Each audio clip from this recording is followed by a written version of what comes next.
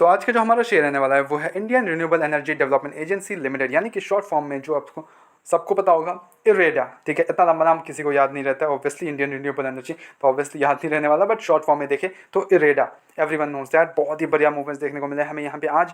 Okay, 152 के levels को touch कर गया एंड देन 154 के अराउंड पहुंच गया था शेयर, अप्रॉक्स यस 154 के अराउंड पहुंच गया, बट वहाँ पे सस्टेन नहीं कर पाया एंड थोड़ा सा गिरावट में हमें क्लोजिंग हुआ, बट एटलीस्ट 150 के ऊपर जाके क्लोजिंग हुआ, तो यहाँ से हमें ऊपरी लेवल पे जाते हुए देखने को मिल सकता है। सून न सून 180 190 के अराउंड टच करने के जा सकते हैं। अब यहाँ पे 5 दिन की बात कर लें तो निचले स्तर से बढ़िया मूवमेंट्स देखने को मिले। 1 महीने की बात करें तो 7% का, और 6 महीने की बात करें तो 4% अभी भी गिरा है, बट वही अगर हम मैक्स टू मैक्स देख लें 1 साल में अभी भी शेयर 33% टूटा हुआ है अपने ऊपरी लेवल से। तो यहाँ पे हमें ग्रोथ पर्सपेक्ट देखने को मिल सकता है, बिकॉज कंपनी काम बढ़िया कर रही है, कंपनी का सेक्टर बहुत अच्छा है, कंपनी का जो भी आपको गिरावट पे मिल रहे हैं, तो इस गिरावट में हमारे लिए मौका बन सकता है। बट क्या ये हमारे लिए मौका बन सकता है या क्या हमारे लिए ये धोखा है, ये चीज़ें समझेंगे। ओके, बट आज जो तेज़ी था उसका रीज़न जो है, उसका रीज़न काफ़ी अच्छा खासा देखने को मिल रहा है। कंपनी का Q2 का अपडेट्स आए हैं कुछ, एंड देन वहाँ पे हमें क्या देखने को मिला है, बहुत ही बढ़िया रिजल्ट्स आने की हाई संभावना देखने को मिल रही है फॉर द नेक्स्ट क्वार्टर। अब कंपनी बोल रही है कि कंपनी का जो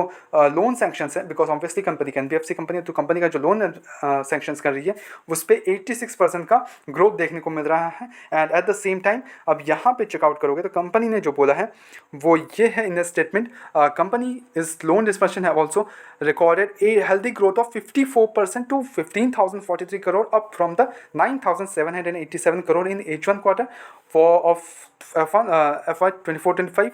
Company outstanding loan book stood around 84,445 crore as on September 30, 2025, reflecting a 31% increase over rupees 64,564 crore in the corresponding period of the previous financial year. तो यहाँ पे काफ़ी अच्छा खासा हमें लोन्स में इंक्रीज होते हुए देखने को मिल रहा है, which is a pretty great news for a company.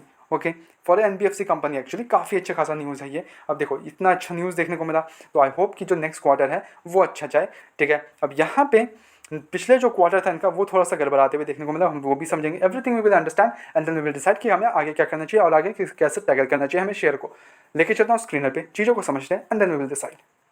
अब देखो कंपनी को देख लो तो company pure play green financing NBFC है। Okay, now this is a very important part, pure play green financing NBFC है, this is a very important part. Okay, now मैं इसको पूरा अंदर नहीं घुस रहा, मैं समझाने नहीं चाह रहा, because it will like whole length of another video, काफ़ी टाइम लग जाएगा उस पर। तो आप ऑब्वियसली आप भी नहीं देख रहे होगे इतना लंबा वीडियो, मैं नहीं चाहता कि आप उतना ज़्यादा बोर हो जाओ। सिंपल चीज़ें समझते हैं। मार्केट कैप 42,000 करोड़ का मार्केट कैप है एज ऑफ नाउ, बट यहाँ से भी हमें अच्छा खासा एक मूवमेंट्स देखने को मिल सकते हैं। Okay, now this is the main part, यहाँ प्राइस अगर डबल होता है तो मार्केट डबल हो जाएगा। ठीक है, ये एक चीज़ इंपॉर्टेंट रखना। अब यहाँ पे काफ़ी अच्छा खासा हमें मूवमेंट्स देखने को मिल सकते हैं, बिकॉज इनका लोन बुक ही 84,000 करोड़ का 84,000 करोड़ का लोन बुक है, तो वहाँ पे काफ़ी अच्छा खासा हमें मूवमेंट्स देखने को मिल सकते हैं। अब यहाँ पे अगर आप चेकआउट करते हो तो स्टॉक का पी वगैरह अभी काफ़ी फेयरली वैल्यूएशन की तरफ आ गया है, काफ़ी अच्छा खासा ओवर वैल्यूड था बट फाइनली फेयरली वैल्यूड हो गया है। जब इसके रिजल्ट्स काफ़ी अच्छे देखने को मिलेंगे तो हमें ऑब्वियसली हमें गिरावट देखने को मिलेगा, पीज वगैरह में everything will be sorted out at the time.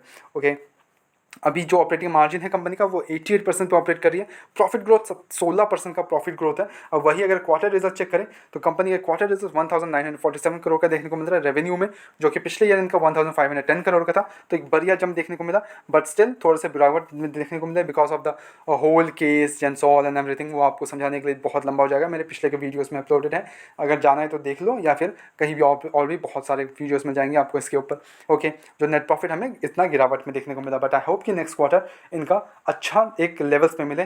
ठीक है, अच्छा खासा एक जंप देखने को मिले, ना कि गिरावट देखने को मिले हमें इसके रिजल्ट्स में, तभी हमारा शेयर एकदम बूम हो सकता है। अब वही अगर इन्वेस्टर्स का भरोसा कर ले तो यहाँ पे प्रमोटर्स के पास 71% का स्टेक है, FIs के पास यहाँ पे स्टेक बढ़ाया गया है 2.05%, एंड वही DIs ने अपना स्टेक काफ़ी अच्छा खासा इंक्रीज कर लिया 2.95%, जो कि पिछले क्वार्टर्स में पिछले ईयर्स में तो यहाँ पे 0.51% था, बहुत कम स्टेक था DIs के पास, and suddenly they have increase their stake.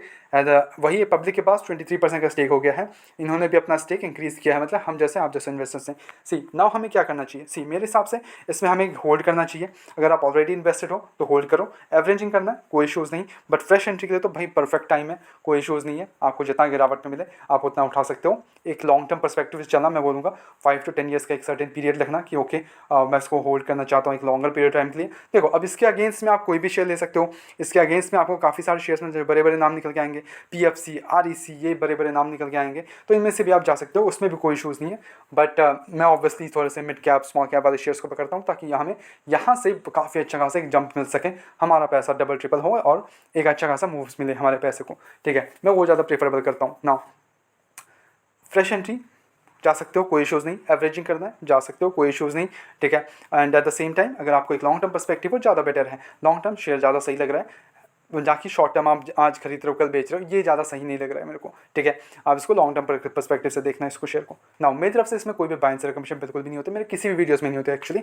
ये सारे शेयर्स जो भी मैं बोलता हूँ यहाँ पे, जो भी वीडियोस होते हैं, वो सारे एक एजुकेशन पर्पस के तौर पे वीडियो को लो, उसमें चीज़ों को सीखो and then go ahead, do your investments, do your कैसे करना है इसको, कैसे देखते हैं किसी भी शेयर को, ये सारी चीज़ें, और किसी भी शेयर में क्या क्या चीज़ें बहुत इंपॉर्टेंट होती हैं वो भी मैं यहीं पे बोल देता हूँ, ठीक है। कुछ भी अलग लगे तो प्लीज़ कमेंट डाउन, कुछ भी गलत लगे तो please comment down. I will learn it, you will learn it, everyone will learn it, okay. ऐसे रेगुलर अपडेट्स के लिए चैनल को सब्सक्राइब करो, वीडियो को लाइक करो। मिलते हैं नेक्स्ट वीडियोस में।